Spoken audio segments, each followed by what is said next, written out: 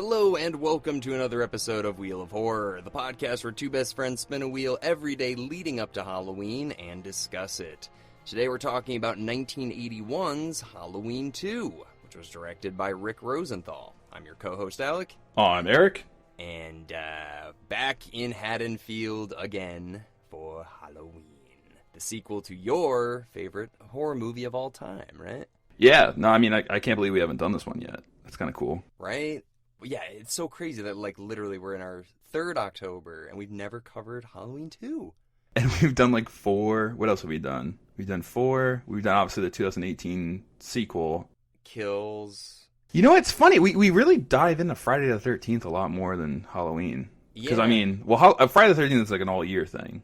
Yeah. I think that has a lot to do with why we have more Friday the 13th out there. And more Nightmare, too. I think Halloween's the least amount, which is crazy. Well, we did Halloween 3. Oh, right, we did Season of the Witch. That was fun. I love that one. Yeah. But this one is, this one's probably, like, the best of the 80s? Can you say that? Best Halloween movie of the 80s?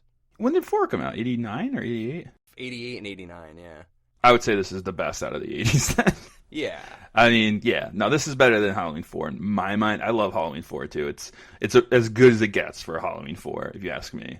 I don't know. This one's great though. This one is like John Carpenter made Halloween 1. It's like, you want a sequel? I'm curious if he ever thought of a sequel happening while making Halloween. Exactly, right? No, he didn't want to do a sequel. And I watched some behind the scenes stuff on this, and basically he was like, I don't want to do a sequel, but it was so profitable, and they're just like, he's like, I want to do this movie, The Fog. And they're like, okay, you could do The Fog, but then you have to do Halloween 2. We'll let you do The Fog, you have to do Halloween 2. Yeah. I mean, John Carpenter's probably the most, like, cynical asshole when it comes to, like, big league producers and stuff. Well, he gets kind of screwed. I mean, he doesn't really get screwed over, but it just seems like, here's the thing, it's a good problem to have if they're like, you have to make another movie. Like, that's, I don't know. It doesn't seem like that, but I know for him, he wants to be creative, but... Right, and I'm thinking, like, if I'm John Carpenter and, like, most of his, not most of them, but a lot of them have bombed in the box office. Some of them. But they're insane cult classics. And for DVDs and Blu-rays to come around, and, like, all these studios probably made record profits off, like, The Thing, 15-year anniversary DVD or whatever. He must have been like, now you're making money. Like, like, I don't know. That's just, well, I don't know. He's a real artist. I mean, he's like, he writes, directs, produces, writes the music for all of his own stuff. And it doesn't seem like he's interested in making movies for money. It seems like he really wants to tell, like, a cool story. And this felt like, okay, they just want me for money. So I guess that's probably why they didn't want to do it. He wants to create his films. And he also wants to enjoy making them, too. He doesn't want to make shit that he doesn't want to do, I feel like. Yeah, so I watched this movie and I thought a bit differently for the first time in a long time. So the big reveal of this movie, the reason that, it's Halloween 2, it's you find out that Michael and Laurie are brother and sister. That's like the big deal or whatever. So it kind of like it gives a reason to why Michael Myers is doing what he's doing, which I don't know if you need, but it does give that. But I wanted to ask you, what came out 1 year beforehand that had a big surprise family reveal? I would say Empire Strikes Back or Return of the Jedi. No, it would be Empire. Yeah, it'd be Empire, right? Right. So John Carpenter has said, like, many times since then, he's just like, I don't know why I made them brother and sister. That was so stupid. Like, I was drinking when I wrote the script. Couldn't think of anything else. So I was like, oh, I think he was just riding the coattail of Luke, I am your father. I mean, possibly, but it works in a weird way. Well, where we see Judith Myers in Halloween 1, kills her. We see Laurie Strode drop a key off in Halloween 1, right? Her parents are real estate people. Mm-hmm. And she goes to the Myers house to drop a key off, and then we see Michael Myers, the figure. And from there, we get the impression that he's just going to stalk this one babysitter. Yeah. And that's all. It's like I think the movie was going to be called like The Babysitter Murders or something, right? Or something, not Halloween at one point. Right. So that was the focus, like, oh, she just had bad luck running into him, and now she became his focus, where it kind of makes more sense where he's there waiting for her and the sister thing. But, I mean, it's not the best reveal, and that's why the sequel kind of strayed from that story arc, where it's just like, yeah, let's make the rumor that they were brother and sister, and that was a cool thing to do. And when the kids are all walking to school, and it's like, isn't that like her brother or something? It's like, that's just a rumor. Yeah, but you know what? Like, I've never had a problem with the brother-sister thing, but a lot of people do. I don't understand why Halloween, the 2018 one, wasn't, like, the third Halloween movie. I don't understand why they had to forget this one. This is such a good it's a continuation of the same night. So why didn't they just have him get caught at the end when the hospital burns down? And Loomis, they could say he died there if they want to totally retcon the other ones, and then say that Michael lived but had horrible burns. Like, why did they get rid of that? I don't know. That's a good question. Because, I mean, I can't think of any other horror movie where it doesn't, like, you know, like, sorry, I'm jumping around here, but Friday the 13th, Nightmare on Elm Street, all of these movies, even most of the Halloweens, we have to meet, like, oh, this is, like, the stoner idiot, this is the jock, this is, like, the cheerleader girl. We have to meet all these idiots in the beginning of every movie. This one, we're taking off right where Halloween left off, and we don't need to know anything except for what happened in the last movie. We already know the characters, we already know the villain, we already know the town. So I love that. That's pretty different for a sequel to a horror movie. Yeah, it goes 0 to 100 real quick because we're already there. We're already the murders are happening. Michael's on the loose. Killings happen right away. Whereas like the first kill, I mean, it took a while to get into the story of Halloween. And there's car crashes. There's fire. There's people screaming at each other. There's gunshots. It's like, wow, it's like Halloween on steroids pretty much. And it's exciting. It is. It must have been a fun experience for those that are fans of Halloween. Yeah, and then you get Loomis basically like a crack addict in this one. Like, he's just off the wall, dude. Yeah. I was like, I shot him 6 times. He's freaking out. Yeah, well, if there's a fun fact there, if you listen to the sound, there's 7 shots fired. Yeah. If you listen to it, there's a bang, bang, bang, bang, bang, bang, and it's like, wait, that's a revolver, and there's 7 shots. So the sound editing must have been like, screw it. Like, I know. Dude, no, I knew that too. I caught it 7 because he keeps saying 6 times. He says 6 times, and it's because it's a 6-shooter. You know, yeah. Like, there's no exactly. 7-shot guns. It's like this gun goes to 11. Like, it's the Spinal Tap of guns. You know, right? So there's not one person that's like, hey, that was 7, by the way. Like, oh, it was? Like, that didn't happen anywhere in any of the editing. I wonder if it's because of how like the timing worked out. It's like just fire another one because the timing does. You know, I don't know. Maybe it's just how they shot it. It felt weird to not have an extra shot. Yeah, so then it picks up where the body's on the ground. We see, like, the print or whatever, and you're like, oh, my God, like, he landed there, and he's gone. And then Loomis runs out, and he meets the neighbor, and the neighbor says, like, what are you, this is a trick-or-treat prank? Like, I've had enough of these. I've been trick-or-treated to death tonight. It's like, you don't know what death is. There's a lot. I mean, here's the thing. Okay, I want to go into the writing a little bit, because I do like the writing. There's some really corny delivered lines, mostly between Loomis and Brackett, the sheriff. Like, you let him out! Like, that's a terrible delivery. That, and then, they found kids. Yeah. And one of them was Annie. Like, I'm like, oh my God, that one's like so cringe. But, I mean, it's not the worst thing. But the writing, dude, I'm going to say this. I don't hate this. If you had to make a sequel, this is as good as it gets.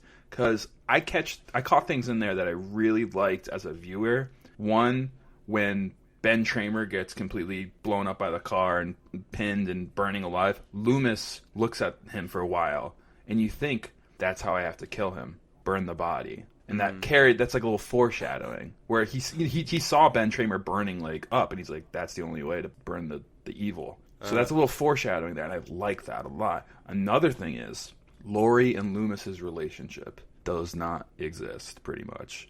They meet at the end, and that's it. And I freaking love it.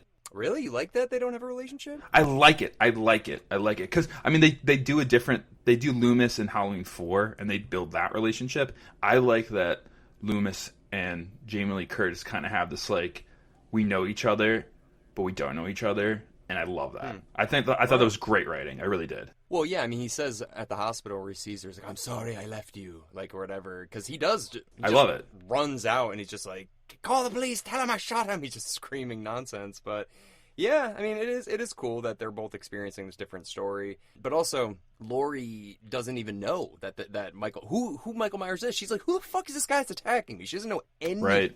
Yeah. You know, so it's like the polar opposites. Like, Laurie has no idea who this guy is, and Loomis knows everything about who this guy is. Well, no, he doesn't. Remember, the file was hidden from him, his doctor. Wow. He thought he knew everything, though. Oh, and another thing that they foreshadow, and you're mentioning about the fire, when Loomis and the nurse, his assistant or whatever, I can't remember her name, and the one that smokes, Marion, maybe? Is that her name? I forgot off the top of my head, yeah. Yeah, but you know, she smokes, she's in Halloween Kills. Yeah. He mentions Celtic fire rituals in the car to her there. And you're like, because he mentions Samhain or whatever. Sam Hain. Yeah. But they mention Samhain, and they start mentioning Celtic rituals and how it's like the unconscious mind, and there's like, it has to be like destroyed in fire. He starts talking about fire there too. Yeah. So you're like, huh. So you're right. He notices Ben Tramer lighting on fire. He then, after that scene, he sees the Samhain thing and starts mentioning about the Celtic fire, and then Michael dies by fire. Yeah. So there's a lot. No, it's cool. It is cool as a viewer. You know, I was obsessed with watching all the Halloweens when I was a kid, but this one I watched a lot and I liked it. You know, I know people knock it and stuff. I'm like, I like it. It's not a bad sequel. I mean, it feels exactly like part 2 of the same movie. It really does. I mean, it's the same cinematographer as Halloween 1. It's a new director. But yeah, it's Deborah Hill and John Carpenter writing it. It's all the same actors for the most part coming back. It's not like anybody, new actor filled the role. And then it's the same cinematographer. And it was all filmed in Pasadena in the same area and stuff, too. So, it's cool, dude. Yeah, and there's a lot of, like names and stuff that like Ben Tramer, who was Laurie's crush. You know, there's so much from the first one he brings in the second one, including the crew and cast. But like Ben Tramer, wasn't that, you know, like Laurie had a crush, like, ooh, Ben Tramer? Remember that? Yeah. So that's in Halloween 1. And they mention him in Halloween, the 2018 one, because if you think about it, this movie doesn't exist from Halloween to the Halloween 2018. Halloween 2 is not... Right. So Ben Tramer in that timeline is still alive in 2018. Yeah, and that's so crazy, because you can never say that about, like, any other... Well, maybe, like, Marvel movies or whatever, but there's, like, split timelines of what happens to these characters, which is kind of cool. I mean, you can follow... I can't even keep up with Marvel anymore. I'm a Marvel fan, and I'm like, I don't have the bandwidth to figure this shit out anymore. Like, it's like, to watch as much Marvel, it's insane. Yeah, but I don't know. I think it's cool that, like, even Nightmare on Elm Street and Friday the 13th, like, they don't have this level of retconning that kind of, like, makes it more interesting. Like, the Texas Chainsaw Massacre is just off the walls. Like, they've retconned that to death, and you don't even know what the hell is going on anymore. Yeah. But this one, you can still build a semblance of a plot, and to your point, basically, it's like, oh, Ben Tramer died in this timeline, but he's alive in a different one, and... You know, it's kind of cool. I think it's cool. I like it, and that's why, like, being a fan and knowing, like, those characters and stuff, it's kind of cool. I'm mad I can't remember the nurse's name off the top of my head. That makes me seem like a bad fan. It's Marion. It's Marion. Yeah, it's about to, like, drive me crazy. Because she's also in the Halloween... I don't want to spoil it if anyone... But yeah, she's in one of them. Yeah, and actually, she's married to the director of this movie in real life. Wait, she's married to John Carpenter, Marion? No, the director of this movie is Rick Rosenthal. He directed it. Oh, right.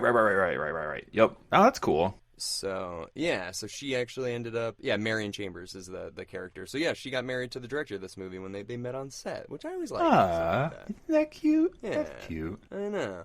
But a couple things. Michael's mask looks pretty good in this one. It goes downhill quick in some other ones, so... Mask is looking good. Yeah, dude, the mask in Halloween Ends, it's almost, like, wild how, like, messed up it is.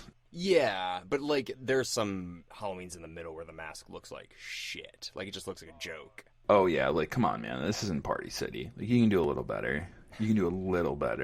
Yeah. So the mask looks good in Halloween 2. Music, I like it, but it starts to get a little kind of weird. What is it, like, techno-y? Like, what is it? It's like... I don't even know how to phrase it. I don't hate it, though. It's different. No, I don't either. Especially in the flashback scene at the beginning when it's like, wow, wow, wow, wow, wow, wow, wow, wow. Like, deep tones. Yeah. I thought that was cool. Well, especially after he says that, you don't know what death is, then it, like, blasts. Yeah. Like, immediately after he says that line. Yeah, so it's good. I do like the music in this one. I like the intro, too. The pumpkin doesn't look as scary, but I like how it splits and there's a skull inside. Like, I really like that. Music's a little different. Pumpkin's not as scary, but damn, that's a good shot. What does John Carpenter have against, like, doctors? Like, most of his doctors are, like, kind of drunks, right? Did he write Halloween 3? Oh, he might not have. I thought he did. I don't know. I can't remember because yeah, he's a drunk doctor in that one. And the doctor, like with Laurie, he like comes and is like, I need coffee, or I'm not going to be able to perform the surgery. Pretty much. Oh, yeah. So they say to him, "There's like, oh, he was at the club. I think he's drunk." They're like, "Great." I wonder what experience John Carpenter had, where he's like,